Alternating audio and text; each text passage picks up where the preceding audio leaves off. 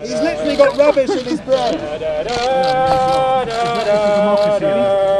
Welcome to WatchMojo UK, and today we're looking at the weird and wonderful of Britain's novelty election candidates. Lord Buckethead and others, Elmo and others. Number 10. Rob Powell. You may not recognise his name, but you'll have seen him knocking around some of our recent elections, including contesting Makerfield and standing side by side with Andy Burnham as the result was read out. 24,927. Yes, this is the Human Fox, a single-issue candidate who wants to raise awareness for various wildlife campaigns. He dresses as other animals too, not just foxes, turning up as a seabird at a Scottish election. Pownell Robert Neal, Independent, 18. He specifically wants to improve enforcement of the Hunting Act and wants the government to pledge that it will never carry out another badger cull, as well as closing loopholes around fox hunting. Number 9. Terry Marsh. The reason why we're having this is because at the moment, if you don't vote, your silence is taken as consent. Champion boxer Terry Marsh made headlines in 2010 when he legally changed his name by deed poll to None of the Above X and then stood as a candidate for South Basildon and East Thurrock. He did all this to protest the fact that there's no None of the Above option on the ballot paper. When you go to the polling booths, for a lot of people, it's a choice between getting run over by a bus or getting run over by a train. I don't want to get run over by anything. Bizarrely, the name change was necessary for this to work, since rules already banned parties from naming themselves None of the Above. He did this twice, while another joke candidate ran in a different constituency, calling themselves None of the Above Zero. However, years later, you still can't vote for None of the Above. You'll have to settle for spoiling your ballot paper. So, until the Electoral Commission make it their business to add None of the Above on the ballot box, Notter will be the repository for anyone who doesn't want to stay at home in silence. Number 8. Stuart Basil Fawlty Hughes. The first official monster raving loony candidate we'll be seeing on this list, but certainly not the last, was Stuart Hughes, who changed his name to Stuart Basil Fawlty Hughes after the John Cleese character in 1991. He then stood for election to a seat in Devon and miraculously managed to win. 2 years later, and he was again successfully elected, this time to Devon District Council, though as an independent. This story has a sad ending though, as Hughes eventually left the loonies behind entirely and ended up running as a Tory candidate, getting re-elected numerous times. He then brutally lost his seat in the 2025 local elections to the Lib Dems, which has to sting. Number 7. Captain Beanie. My real name now is Captain Beany. I have been Captain Beanie for the best part of 26 years now. Moving to South Wales, and we have another single-issue candidate who knows what the British electorate really care about: baked beans. The bean aficionado is a local celebrity in Port Talbot, frequently appearing in public in his orange bean-themed superhero costume among a slew of other orange outfits.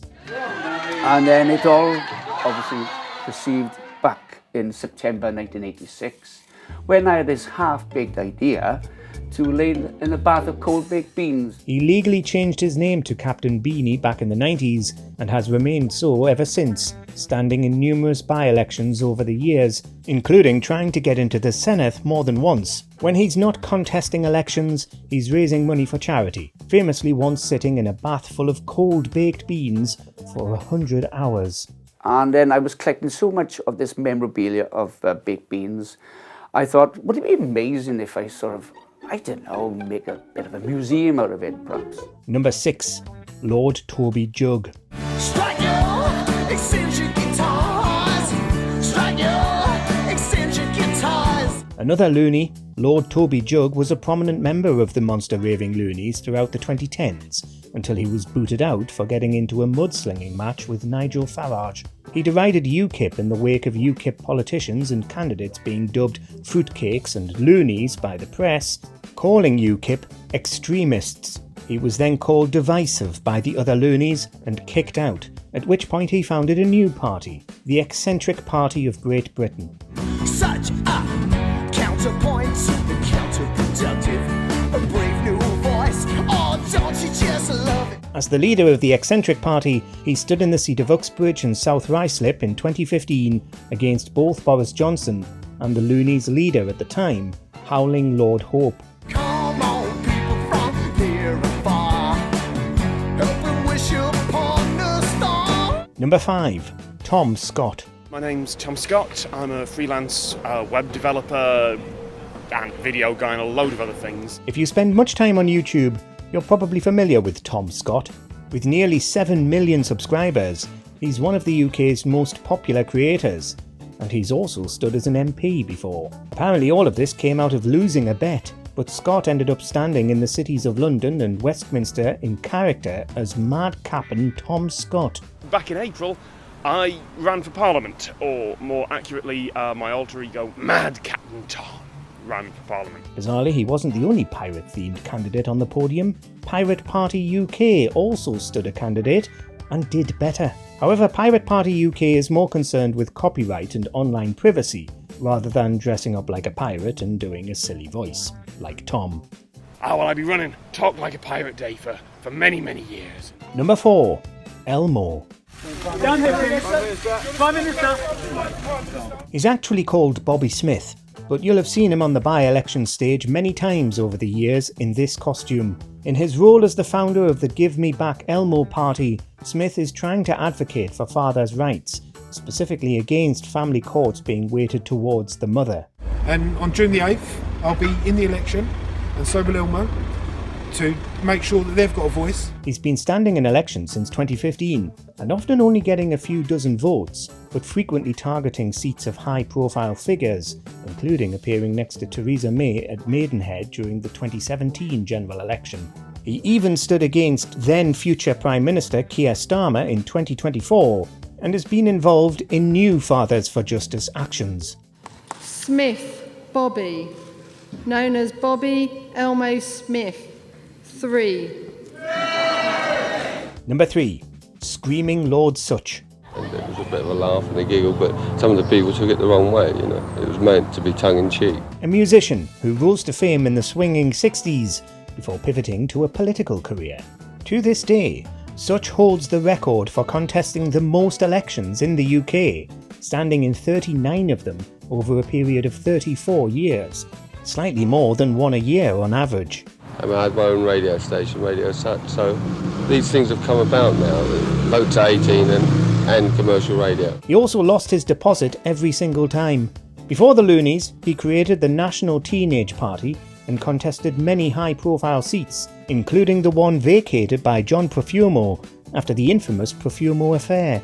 Interestingly, some of his radical policies have actually now been enacted, including one lowering the voting age from 21 to 18. We're going to stand for job sharing. You can retire at 50 and share a job. You do the mornings and someone can do the afternoons. Number 2. Lord Buckethead. Your Prime Minister, your MP, Theresa May, called this election about Brexit. 1984 saw the release of cult sci-fi flick Hyperspace, an elaborate parody of Star Wars, featuring one very recognisable villain, Lord Buckethead. In a publicity stunt that first began as a way to market the video release of Hyperspace, video distributor Mike Lee donned the mantle and stood in the 1987 general election. Lord Buckethead, the official monster raving loony party, 125. Years later, however, and Buckethead would be revived by television writer Jonathan Harvey, only for behind-the-scenes drama to lead to Harvey being ousted by Hyperspace's director Todd Graham. Graham has since installed another comedian, David Hughes, in the Buckethead role. He's still a regular fixture at elections and has been for decades, even gaining notoriety across the pond. Oh, no, is it going to be a standoff? Look. I tell you what, I saw Behind you, Binface. I'm not falling for that again. Number 1. Count Binface. After he was ejected from playing Lord Buckethead, John Harvey struck back with a character of his own design, Count Binface, an intergalactic alien called a Recyclon from the planet of Sigma 9. I'll tell you, you want to talk to Count Binface, and then you get me on Newsnight and you start trying to deconstruct a character. I would say, what are we doing here? On a programme which used to construct proper investigative journalism and now is a souped-up podcast, Paddy. Binface has since become an election staple, floating bizarre policies like the nationalisation of Adele and moving the hand dryer in the gents' toilets of the Crown and Treaty pub in Uxbridge. Binface's profile rose to new heights in 2026, however, when he became the only notable candidate running against Nigel Farage after he resigned his seat in Clacton in order to recontest it. First question, why would an intergalactic space warrior want to stand to be the MP for Clacton? Why not? It's a good question. Suddenly, with Labour, the Tories, the Lib Dems, the Greens and even Restore all bowing out, Binface was doing the rounds on Newsnight, LBC and Radio 4, calling himself a unity candidate. I'd like to understand how you get 5 million Earth pounds in crypto donations, which, if they're completely above board, I think we'd all like some of that, so we could ask him how he can enrich our coffers just like his own. Let us know in the comments if you've ever stood in a by-election, and which of these candidates you'd rather vote for.